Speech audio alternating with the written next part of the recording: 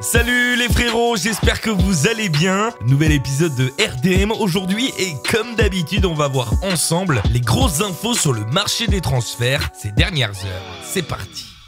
Comme d'habitude, on commence par les infos en France et encore une fois par le PSG qui a été proche ces derniers jours de faire signer Jérôme Boateng. Mais ces dernières heures, le dossier aurait pris du plomb dans l'aile. Tout d'abord, car le PSG aimerait plutôt recruter un latéral gauche, un défenseur central et ne lâcherait pas Alexandro. Mais aussi par l'entrée en liste de Manchester United dans le dossier qui ferait hésiter le défenseur allemand.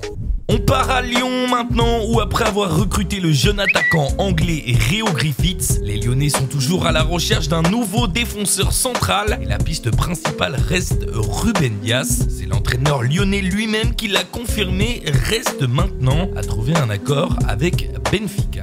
On continue et pas mal d'autres infos en France pour Saint-Etienne notamment qui a officialisé l'arrivée de Kolo Djezak et qui travaille à l'arrivée de Cabella. Les Verts sont en pôle dans ce dossier et auraient même formulé une offre de 8,5 millions d'euros. À Nantes on s'active aussi et après avoir abandonné la piste Adel Taarabt qui était trop chère, les Canaries se sont repliés sur Waris, l'ancien Lorientais qui évolue au FC Porto et l'américain Matt Miazga qui évoluait en prêt depuis 2 saisons au Vitesse Arnhem.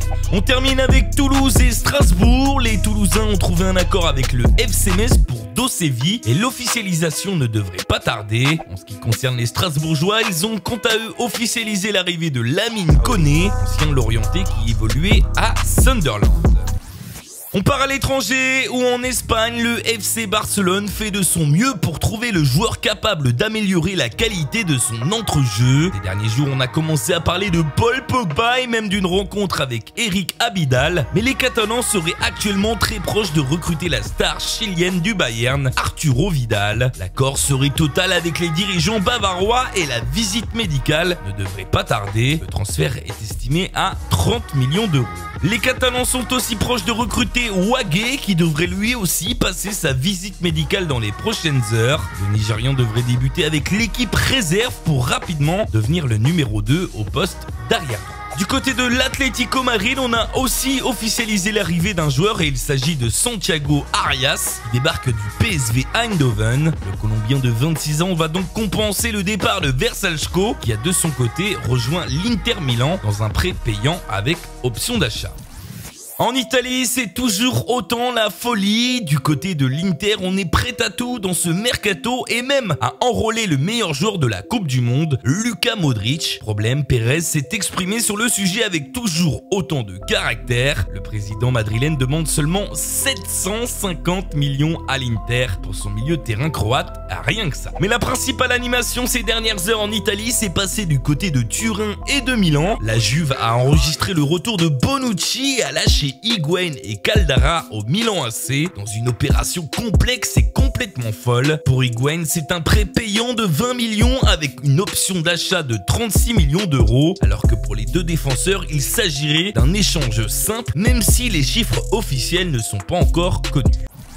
On termine en Angleterre où Yerry Mina se rapproche de plus en plus de la formation de Mourinho, mais comme annoncé en début de vidéo, les Mancuniens pourraient finalement se rabattre sur Boateng. Les prochains jours devraient donc être décisifs. Mourinho aurait aussi l'envie de renforcer son milieu de terrain en tentant la piste Kovacic, mais le Croate n'est pas chaud. Dans ce dossier, c'est Chelsea qui est à l'affût pour le joueur du Real Madrid. Les Blues sont d'ailleurs aussi sur Aaron Ramsey. Pour finir avec les infos en Angleterre et avec cet épisode, Ousmane Dembélé intéresserait Arsenal, mais le prix du transfert bloquerait les Gunners.